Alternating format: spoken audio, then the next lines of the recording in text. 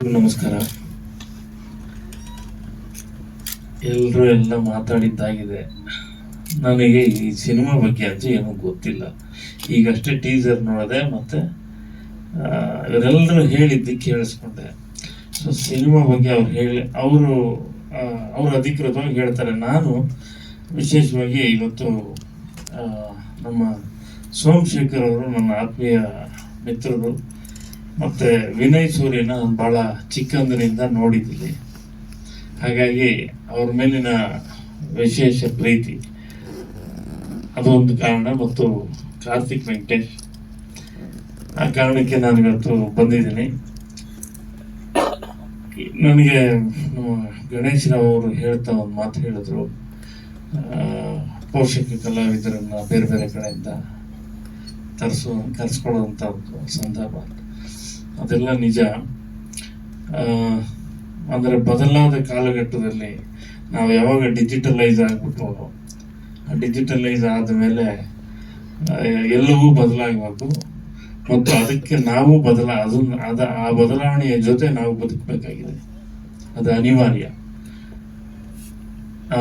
ಇರೋದ್ರಿಂದ ಇಡೀ ಸಿನಿಮಾನೇ ಹಾಗೆ. ಇವತ್ತು ಸಿನಿಮಾ ಚೆನ್ನಾಗಿ ಮಾಡಿದ್ರೆ ಓಡೋದಿಲ್ಲ, ತುಂಬ ಚೆನ್ನಾಗಿ ಮಾಡಿದ್ರೂ ಓಡೋದಿಲ್ಲ. ತುಂಬಾ ತುಂಬಾ ತುಂಬಾ ತುಂಬಾ ತುಂಬಾ ಚೆನ್ನಾಗಿ ಮಾಡಿದ್ರೆ ಮಾತ್ರ ಓಡುವಂತ ಸಮಯ ಇದೆ. ಅದು ಕ್ವಾಲಿಟಿಯಲ್ಲಾಗಲಿ, ಕಂಟೆಂಟಲ್ಲಾಗಲಿ, ಅದರ ಆಚೆಗೆ ಪ್ರಚಾರದಲ್ಲಾಗಲಿ.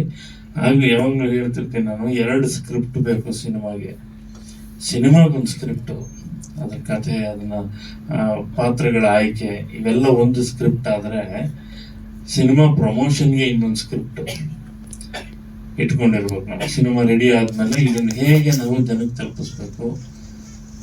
2 ಥರ. ಒಂದು, ನಮ್ಮ ಸಿನಿಮಾ ಇಡೀ ರಾಜ್ಯಕ್ಕೆ ಗೊತ್ತಾಗೋದಕ್ಕೆ ಹೆಚ್ಚು ಶ್ರಮ ಪಡಬೇಕಾಗಿಲ್ಲ, ನಮ್ಮ ಮಾಧ್ಯಮ ಮಿತ್ರರು ತಲುಪಿಸ್ಬಿಡ್ತಾರೆ, ಎಲ್ರಿಗೂ ಪರಿಚಯ ಆಗುತ್ತೆ ಇಂಥದ್ದೊಂದು ಸಿನಿಮಾ ಬಂದಿದೆ ಅಂತ. ಆದರೆ ಅದಷ್ಟಕ್ಕೆ ನಿಲ್ಲಬಾರ್ದು, ಅದಷ್ಟೇ ಸಾಲದಿಲ್ಲ. ಈ ಸಿನಿಮಾನ ನಾನು ನೋಡಬೇಕು ಅಂತ ಅನ್ನಿಸ್ಬೇಕು ಆಡಿಯನ್ಸ್ಗೆ, ಅದು ಇನ್ನೊಂದು ಸ್ಕ್ರಿಪ್ಟ್. ಹೀಗೆ 2-3 ಥರದ ಪ್ರಚಾರ ಇವೆಲ್ಲ ಇರೋದ್ರಿಂದ ಇವೆಲ್ಲ ಬದಲಾವಣೆ ಸಹಜ. ಆ ಸಹಜತೆ ಜೊತೆ ನಾವು ಬದುಕಬೇಕಾಗಿದೆ. ಪಂಚೇಂದ್ರಿಯಂ ಸಿನಿಮಾ, ಇಡೀ ಕಲಾವಿದರ ತಂಡ, ನಮ್ಮ ವಿಕ್ಟರಿ ಬಾಸು ಅವರಾಗಲಿ, ಯತೀಶ್ ಅವರು, ಗಣೇಶರಾವ್ ಅವರು, ವಿನಯ್, ಪವನ್ ಮತ್ತು ಇನ್ನು ಸಂತು, ತುಂಬ ಜನ ಇದ್ದಾರೆ ಸಿನಿಮಾದಲ್ಲಿ.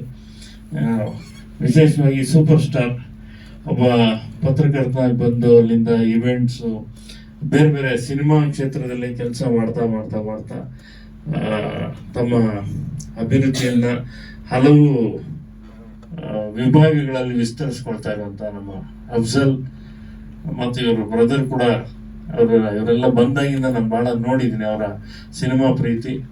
ಇವ್ರಿಗೂ ಶುಭವಾಗಲಿ, ಇಡೀ ಚಿತ್ರತಂಡಕ್ಕೆ ಶುಭವಾಗಲಿ. ನಮ್ಮ ಚಿಕ್ಕಣ್ಣನಿಗೆ ಸಿರಿ ಮ್ಯೂಸಿಕ್ ಇನ್ನೂ ಎತ್ತರಕ್ಕೆ ಬೆಳೀಲಿ ಅಂತ ಹಾರೈಸ್ತೀನಿ. ಕಾರ್ತಿಕ್ ವೆಂಕಟೇಶ್ ಇನ್ನಷ್ಟು ಮತ್ತಷ್ಟು ಕ್ವಾಲಿಟಿ ಸಿನಿಮಾಗಳನ್ನು ಮಾಡಲಿ ಅಂತ ಹಾರೈಸ್ತೀನಿ. ಶುಭ.